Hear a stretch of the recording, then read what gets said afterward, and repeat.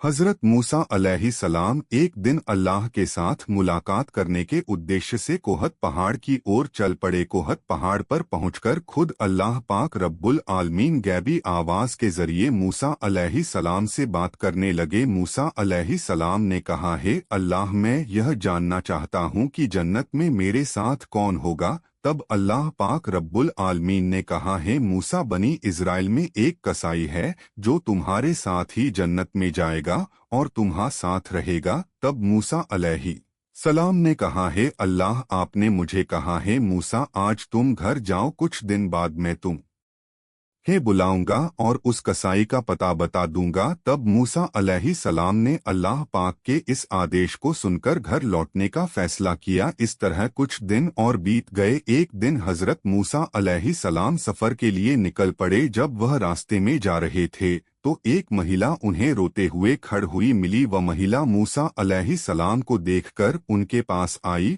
और बोली, है अल्लाह के नबी, क्या आप तूर पहाड़ पर अल्लाह से बात करने जा रहे हैं? अगर आप जा रहे हैं तो कृपया मेरे बारे में अल्लाह से जरूर पूछिए। अल्लाह ने मुझे संतान क्यों नहीं दी? मेरी शादी को कई साल हो गए हैं, फिर भी मैं अब तक माँ नहीं बन पाई। अल्लाह से पूछिए कि क्या मैं कभी माँ बन सकूंगी या फिर मेरी कोई गलती के कारण अल्लाह ताला मुझे संतान नहीं दे रहे हैं। मूसा अलैहिस्सलाम ने कहा, ठीक है, मैं अल्लाह पाक रब्बुल आलमीन से जरूर पूछूंगा। फिर महिला वहां से चली गई। अब मूसा अलैहिस्सलाम महिला का सवाल सुनकर थोड़े चौंक गए, इसलिए उन्होंने किसी और जगह यात्रा करने का इरादा नहीं किया। अब वह अल्लाह पाक रब्बुल आलमीन से बात करने के लिए तूर पहाड़ की ओर रुखसत हो गए। तूर पहाड़ पर जाकर हजरत मूसा अलैहिस्सलाम ने अल्लाह से पूछा, है अल्लाह, मैं रास्ते में एक महिला को रोते हुए देखा। उसने मुझसे पूछा कि मेरी शादी को कई साल हो गए, फिर भी मुझे